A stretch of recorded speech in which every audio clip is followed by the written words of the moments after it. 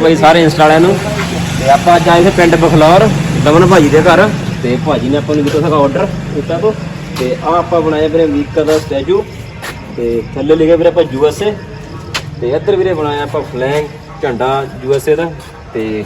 ਨਾਲ ਲਿਖਿਆ ਰਾਜਪੂਤ ਤੇ ਨਾਲ ਬਣਾਇਆ ਭਾਈ ਵਰਸਾਚੇ ਦਾ ਡਿਜ਼ਾਈਨ ਤੇ ਸੈਂਟਰ 'ਚ ਬਣਾਈ ਆ ਮਹਾਰਾਜਾ ਪ੍ਰਤਾਪ ਸਿੰਘ ਦੀ ਫੋਟੋ ਦੇਖੋ ਵੀਰੇ ਕਿਵੇਂ ਲੱਗੇ ਦੱਸਿਓ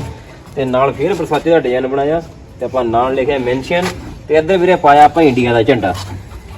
ਆਪਾਂ ਪਹਿਲੀ ਵਾਰ ਇੰਡੀਆ ਦਾ ਝੰਡਾ ਬਣਾਇਆ ਵੀਰ ਦੱਸਿਓ ਕਿਵੇਂ ਲੱਗਾ ਸਾਰਿਆਂ ਨੂੰ ਤੇ ਆਪਾਂ ਆਏ ਜੀ ਪਿੰਡ ਬਖਲੌਰ ਦੇ ਵਿੱਚ ਦਮਨ ਭਾਈ ਦੇ ਘਰੇ ਆਪਾਂ ਕੰਮ ਕੀਤਾ ਤੇ ਭਾਜੀ ਨੂੰ ਕੰਮ ਵੀ ਪਸੰਦ ਆਇਆ ਬਹੁਤ ਤੇ ਤੁਸੀਂ ਦੱਸਿਓ ਕਿਵੇਂ ਲੱਗਾ ਸਾਰਿਆਂ ਨੂੰ ਵੀਰ ਕਮੈਂਟ ਕਰਕੇ ਜ਼ਰੂਰ ਦੱਸੋ।